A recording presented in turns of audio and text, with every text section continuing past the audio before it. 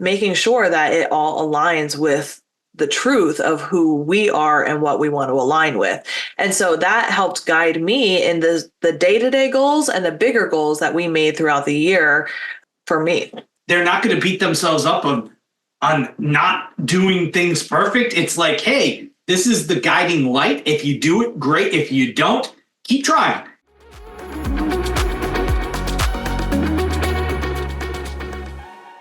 Welcome back to the Career Advancement Academy. I'm Jack. This is Kara, and we're so excited to be turning the page and almost done with 2024. Are you excited, Kara? Almost done with 2023.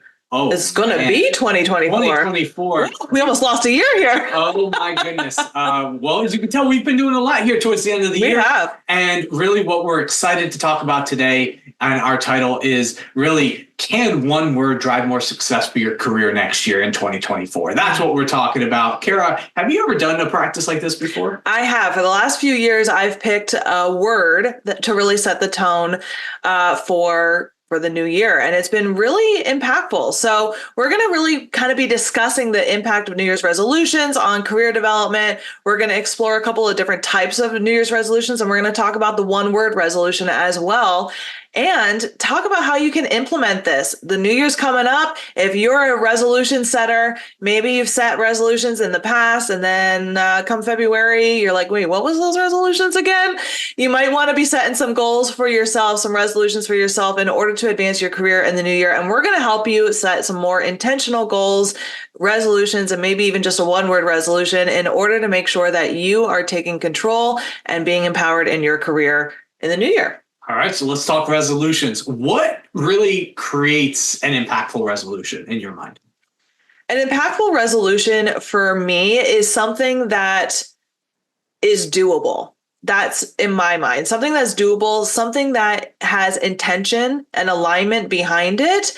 And it's something that is going to have actionable and driven results behind that as well in your career or your personal life. That's something that's important for me. How about you? For me, it's really kind of, is this a goal that can be chunked down into more bite-sized pieces? Because I find that when I'm going to set goals, I have these big lofty expectations for myself, as we all do, right? But I conveniently don't give myself micro kind of checkpoints as we go through. That's probably something we'll be talking about today, which for me, really being able to have that chunk down little approach allows me little check-ins to make sure I'm on the right track. Yeah. And we've talked about goal setting before, about how chunking it down, celebrating those wins are really important, right? And so from what I'm hearing for you is you like those tangible goals. You like those definition goals. You like the ones that have an ending at the end of it.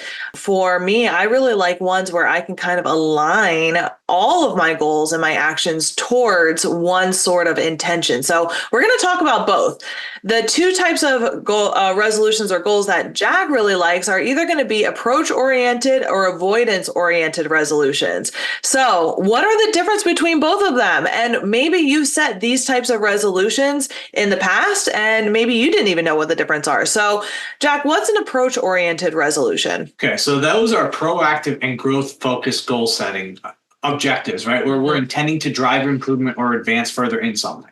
Right. So it's an approach, right? It's growth-oriented. It's, you would want to set an approach-oriented resolution because when you adopt an approach-oriented mindset, you're looking to set tangible goals that contribute directly to your career development, right? In essence, approach-oriented resolutions, they empower you to be proactive and to proactively shape and improve your career path, right? Because you're literally looking for approaches in these goals in order to advance or increase in something. So what are some common approach-oriented goals? So it could be something like developing leadership skills. Hey, I want to get better at public speaking, or maybe getting some qualifications, some certifications under my belt, or maybe, hey, expanding my professional network. Right. So these resolutions or goals, they're really designed to propel us forward, provide clarity, take aligned actions, and incorporating these additional skills into our career goals. They're really focused on those growth-oriented objectives, and they position you for continuous improvement and greater opportunities in your professional journey. So What are some approach-oriented resolutions or goals that you've maybe set? Well, I've set in the past wanting to get back to working out again. I've set in the past wanting to eat a certain type of way. Something a little fun fact is we're only eat one meal a day. We do the whole fasting thing, and so that was something that was like a goal that we had to set. That was on the horizon. We couldn't just say, "Hey, let's just go to having a 3-hour eating window," right? Because our bodies just weren't adapted to that. So there was a lot of micro kind of goals that we set along that process, and I really enjoy this type of goal setting because it's almost like there's a dangling carrot to kind of work towards, and then you kind of get those dopamine hits as you kind of achieve those milestones. You get to celebrate that. I would almost argue, Jack, that one of those was an avoidance-oriented resolution. I know. We're going to get into it, but don't tell me that. I know. I like these types. I know, but we're going to kind of talk a little bit about, and maybe we'll determine at the end after we go through these a little bit more if it was or not. But and a approach-oriented resolution that I had for this year was to increase my positive intelligence, really increase that intelligence marker of. And for those who don't know what positive intelligence is, it's very similar to emotional intelligence, but it's this way of interacting with the voices inside of your head that might bring us down into a negative mindset, and instead really understanding what those voices are, getting intelligent around what those voices are, becoming more neutral when dealing with them, observing them, and then switching into a positive mindset. And so how do we attack it? Well, Jack and I took a positive intelligence course at the beginning of this year. We've been implementing the practices in the day-to-day, and we've taken steps forward, right, to propel us forward, provide clarity, and take that aligned actions in incorporating those additional skills into our lives, right? So that is another way that I kind of think of an approach-oriented is, what do you want to add into your life?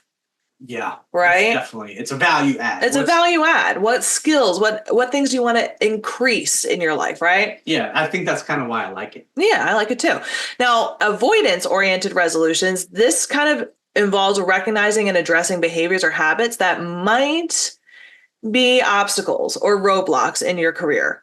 Right. So this is sort of the other side of the coin, right? You might want to increase your leadership skills or increase your public speaking skills or increase your positive intelligence or emotional intelligence or whatever those are. Now, what's going to get in the way of that? Right? What are the roadblocks? What are the obstacles that always keep kind of coming up in your life that you want to eliminate those hindrances and create a more conducive environment for that success?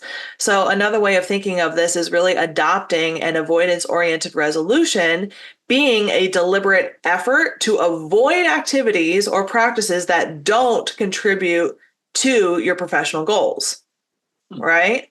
So a common avoidance-oriented resolutions might be minimizing unnecessary meetings, cutting down on non-essential tasks, avoiding procrastination, or refraining from gossip or toxic conversations, maybe setting boundaries to help you from doing whatever, right? And so when your resolutions that you mentioned, switching into an intermittent fasting, it's almost like refraining from eating, refraining from the habits that got us to a place where we didn't want to, right? So that I would almost say is both, right? It's kind of both. I want to increase my determination and consistency in my diet, and then in doing that, an avoidance resolution might be, I want to decrease the number of times that I eat per day or something like that, right? What do you think? 100% on board. I didn't even see it from that perspective. Yeah. Consistently learning and growing here on the Career Advancement Academy. Because a hindrance for me is that snacky life, right? Snackies are fun. Love me some snacks, okay? So, but that's a hindrance, right? And so what's really interesting about both of these types of goals is that you might be setting both of these, right? The approach-oriented resolutions, adding to your career or your life, avoidance-oriented resolutions, removing from your career, right? Kind of interesting. So we have a little stat for you from the National Institute of Health. They did a study and they said that 58.9%, so basically 59% of people who set positive goal-seeking New Year's resolutions succeed, compared to 47% success rate for those who focus on avoiding negative behaviors. Okay, this I just blew know. my mind because whenever I try to cut back on something, right? Like for instance, for me, it was soda. Soda, I just drank it like it was water. And really, whenever I tried to tell myself I was going to cut back on soda, it became impossible. Right? I Impossible. I know. always wanted another one. It's interesting for me because I actually feel like I kind of in the other way. Now, there are some things I quit smoking, right? I quit smoking last year, and that was one of the hardest things that I have ever done. And I wasn't even a very heavy smoker, I was a very casual smoker, but that was a very hard thing to do. And I'm proud that I did it, but avoiding that negative behavior, especially if it's an addictive behavior or it becomes part of your routine, like drinking soda, right? Smoking. Those are very obvious ones, but let's talk about negative thinking, right? Judgments, gossip, potentially not collaborating or tapping in your team members when you're at work or whatever, right? All of those things, it's kind of hard to avoid those things. But for me, I feel like once I know and am self-aware of what that is, it's easier for me to avoid those things just by saying no and kind of denying myself, but incorporating new things into my routine. And maybe this is a neurodivergent thing, but incorporating new things seems to be very, very difficult because it's like the reminder of having to do it. That's interesting because I feel like I'm the complete opposite. Isn't that interesting? That's really interesting. Maybe it's just by the person and I'd love to hear from you, wherever you are watching. If you're watching this on YouTube, let us know in a comment what's harder for you. What team are you on? What team are you on? What are you easier for? Is it easier to kind of avoid those negative stuff because you can kind of deny yourself? And is it harder to kind of add some new things in? Or do you really just kind of grab onto those new healthy habits with a gusto, but it's those negative things that kind of creep up a little bit? Let us know. So there's a balanced approach, right? And that it would make sense, right? If this is two sides of a coin, it would make sense that if you integrate the two of them together, and research and data has shown that the approach-oriented resolutions are generally a little bit more effective in driving career growth. However, successful outcomes do occur when you combine both, right? Because, hey, if you want to increase your public speaking skills, right? It's a lot easier to say that. But if you have a big obstacle in front of you, like I have anxiety, or whatever it is, if you want to try and implement a habit or remove a negativity thing, that's going to be really hard to do if you're not self-aware of what you want to add versus what you want to decrease, right? So for approach-oriented goals, finding areas of improvement involving skills, knowledge, qualifications, set that specific goal, define a time frame, and then pinpoint one habit that, if reduced or eliminated, could actually boost that approach-oriented goal. That's a great way to kind of combine the two of those together. I think that's really powerful because you're doing it on one side to kind of appease the side of you that really likes the goal setting and kind of vibes with it a little bit more. But then because you're self-aware, that what you mentioned earlier, you're able to kind of uncover the thing that maybe you're doing that's causing that to happen or causing you not to get there. So it's really a dual-sided approach. I love it. And this balanced approach, it really helps you actively pursue those new skills, those goals, but also helps you be mindful and self-aware of any habits or obstacles that is going to hold you back. And you're more likely to increase your chance of success, right? I think I want to incorporate this a little bit more. Yeah. Absolutely. Now, the other part of this is the one-word resolutions.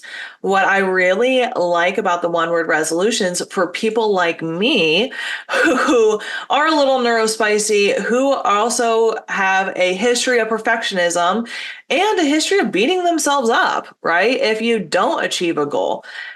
I want to talk to those people. If those are my people, leave a comment in the YouTube,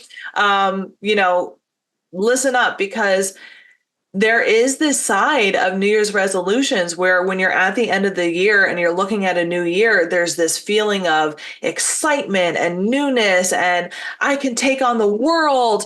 And then life happens. And sometimes life happens and changes our plans, and that feeling either goes away or just because our priorities change, all of a sudden those goals don't become relevant, right? What if you have a goal to increase your public speaking skills and then you move into a new job where you're not speaking to anyone, right? Or that doesn't become relevant anymore. I don't want you to be spending your life, right, beating yourself up on goals that you set 8 months ago, right? And so what I really like to do is incorporate the one word resolution. So that one word resolution is basically picking a word that really resonates with your career aspirations or your life aspirations. So this could either be a skill that you want to develop, a quality that you want to embody, or a value that you want to prioritize, or a word that really inspires you. So some examples can be like innovation, lead or leadership, growth, balance, right? That one word is really going to be that word that aligns and is going to be sort of a North Star for you for this year. It's interesting that you kind of mentioned that because we talk a lot about visualization. We talk a lot about, at least in some past months, about how the mind kind of focuses on certain things when we're kind of guiding it through the subconscious. And it seems as though if we do have this one word resolution, not only is it a guiding light, but it's also kind of like your mantra that you're going to seek opportunities to get closer to that one thing because it's consistently replaying in the mind and almost kind of like that silent guide, really. Yeah. Oh, man. Absolutely. So what I really like about this, right, is that when it comes to goal setting, if you have this one North Star that you're really aligning to with your career, your life, that means that you can set goals throughout the year that align with that depending on where you are in your life, right? So for instance, if your word is creativity, right? Just as a idea, maybe you're feeling a little stagnant in your job and you're looking for ways to be more creative because that's a word that's going to continue to be in your mind, right? And so you're seeking ways to be more creative at work, be more creative at home, volunteer for additional projects, or really reflect on your life and your job and say, hey, is this job really feeding what I'm going to want in my life? Should I go look somewhere else? Right. So that's just an example. An example for me, last year I chose the word truth. And it was because the year before there was just, things happening in my life where I felt like I was kind of going through a fog and I didn't know what was true, what was not true. I was figuring out some health stuff, all this other stuff. And so I really wanted to align with truth. And the underlying part of that was figuring out who I am authentically and who we align with, right? With clients, et cetera. And so that underlying part of that truth was really in every action that I'm doing, aligning with who I am authentically, really making sure that it's with integrity. And even though we're doing innovation, all that other stuff, making sure that it all aligns with the truth of who we are and what we want to align with. And so that helped guide me in the day-to-day goals and the bigger goals that we made throughout the year for me. One thing that I really like about this one word strategy, and maybe this is a little woo, little hokey out there, maybe, but what I like about it is the fact that it's not you have to do this. You must do this. You have a goal, like there's a hard timeline for this. And because of the way the world works and all the things that are getting thrown at us, it almost gives the person integrating this like a sense of hope. Yeah. Because they're not going to beat themselves up on not doing things perfect. It's like, hey, this is the guiding light. If you do it, great. If you don't, keep trying. Mm-hmm. And there's something to be said about hope, right? Yeah, absolutely. And I think we should share this stat because Charles R. Snyder, who's a notable figure in positive psychology, in a study highlighted the importance of hope in goal setting because it helps others find ways to achieve the goals that they're setting and staying motivated. And really, this theory is all about the two obstacles that people have to overcome in setting goals. And it's one, not believing that we can achieve those goals, right? So the other one is really not identifying the pathways to achieve them. And sometimes when we're setting goals, we don't necessarily know how we're going to get there. Mm-hmm. And life might be throwing so much at us that we can't figure that out. But having the hope that we can get there really seems to help us stay on that path. Mm-hmm. Hope really is that driving force that kind of keeps that ambition alive and guides you towards achieving your resolutions. So what I like about the one word thing is if you don't know what your goals are, but you know you want more expansion in your life, more love in your life, more joy in your life, more fun, more innovation, more creativity, more whatever in your life, all of a sudden it takes a little bit of that pressure off. It increases the hope aspect of it, and it helps bring you into alignment with your career, your personal life, and the goals that you set throughout your life. Is this aligning with my North Star? So a word that I believe that I'm going to be picking for 2024 is going to be the word expansion. Is the goals that I'm going to be setting bringing me closer to that feeling of expansion? Is this goal going to help expand my career? Is it going to expand my personal life? Is it going to expand my joy, my happiness, my love, all of that other stuff? And if it's not, then maybe that's not in alignment for me, but I don't know what those specifics are right now. And if I don't make a specific that I set now in November 2024, I'm avoiding the beating up process that I used to do, right? So why is this really important? Whether you set approach-oriented goals or you set avoidance, thank you, goals, it's important, right? You want to find your why. You want to divide those big goals into steps, and you want to celebrate those small achievements. We talked about goal setting in another podcast, and I highly recommend listening to that because of the importance of breaking those goals down and things like that. Now, if you decide to turn a single inspiring word into a series of actionable steps for your professional growth, here's some tactical ways of how to do it. You want to start? Let's go. So transforming our words into action. Let's integrate that one word into our daily activities. Say the one word, like your example earlier, was innovate. For example, you identify your daily, weekly actions that embody or potentially could embody innovation.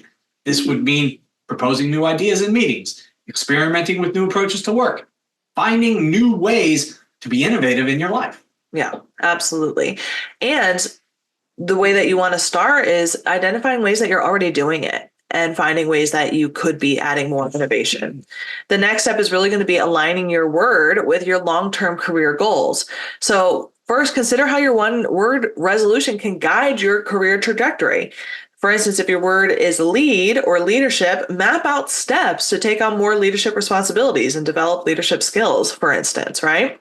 I think it's really also important to, if this is our guiding star, right, we need to make sure that it's in constance, like that we're constantly thinking about it, because it can't just be something we see once a month, right? We're not going to get there if that's the case. We need to have it on our workstation. I used to have those posties. Remember my old workstation with all the things to remember? Yeah. I mean, my current office also has those as well. But, you put it on your phone wallpaper. I mean, I've got this gorgeous one on it, but hey, maybe I'm going to make that change coming in 2024. Put it in your planner. Write it on your bathroom mirror. You've got something on your bathroom mirror to help with that. So a dry erase marker board, you can buy those and put them on your refrigerator. There are a lot of ways to create more visibility around your word. Make sure that you're doing that. Setting reminders on your phone, maybe daily, for it to pop up at certain times, for you to see that. That's how important it is to have that visibility so that we stay aligned. Absolutely.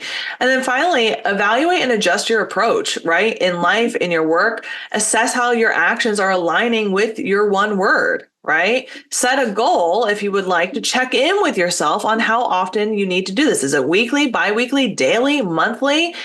Create a tiered approach. When you check in biweekly, for instance, for the first 2 months, then monthly up to 4 months, and then switch it to every 3 months, whatever makes sense for you. But be prepared to adjust your strategies and redefine your actions to stay on track with your career goals when you have this one word. And that's the great thing about the one word, is you get a little bit of flexibility with that there. But the goal here is that you have an intention and that your actions start aligning towards that. All right. So I guess we should talk about our action steps. What you need to do, we need to choose your one word for 2024. Yeah, if that's what you're looking to do, choose your one word resolution for 2024. Start putting it places. Put it on your bathroom mirror, on your refrigerator, in your desk, and brainstorm some specific actions you can take to start integrating this word into your career development.